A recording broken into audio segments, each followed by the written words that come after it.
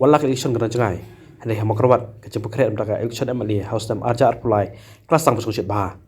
Dah kedik sepalai dik sepaun kinong Krishan dari parti baper kam tam nak NPP PDF bat HSPDP kelet kan pecah sok no syag UDP. Yang tegi kinong Krishan ke parti baper kentup iwe rong ba batip kong ba medaleng do lapriang buram do senior working president ke UDP ba bindu Nanong rangkat kajindon lang kuwi pat kinoi lam ke parti. Ketika sini kita menyewan sini dan beriang buram yang kini di parlok baper larung simpati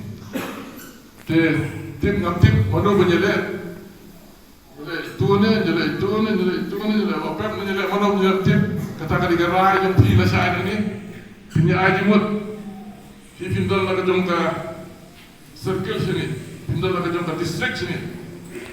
mau ke district jongka southwest Pinsadan nak ke circle nak kini konstitusi mau korban pi kiban ajimut pi kiban jir way punya election masa ni terutama singa suar pediang ngasuh pumat ba iba pergi larung sudah sekali isu tu nak cibulnya lah pediang ba ngirung isu tu nak miawalan nak kota kata Andrei mana punya le pinajimut pi kan ajimut mengan entah kumi yo piong baru pulang rumah dan nak pergi pi masuk orang pulang rumah dengan amur dengan om siapa apa kawan sini man kanvas kawan sini teman pedang jadi bila rumah parti ada masuk ini lada nyuman lagi nak UDP percaya jemi kita cakap dan terkadang nak terpahat UDP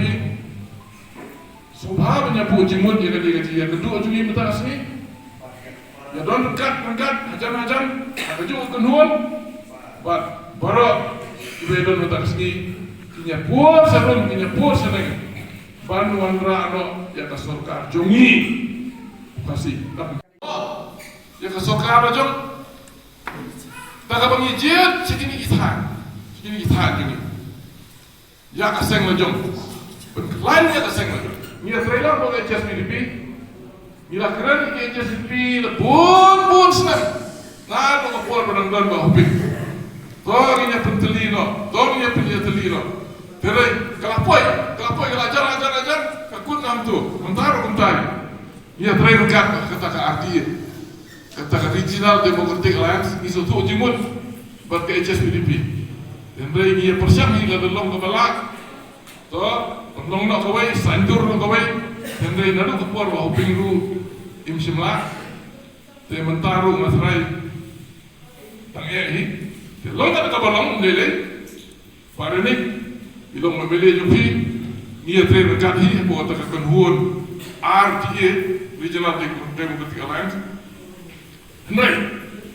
ni nyele kat mala bahakane di election ke Banwan ngin nyele kat mala keleng no HSPDP bobuli kini later ni kita nyo HSPDP le kumtu ubai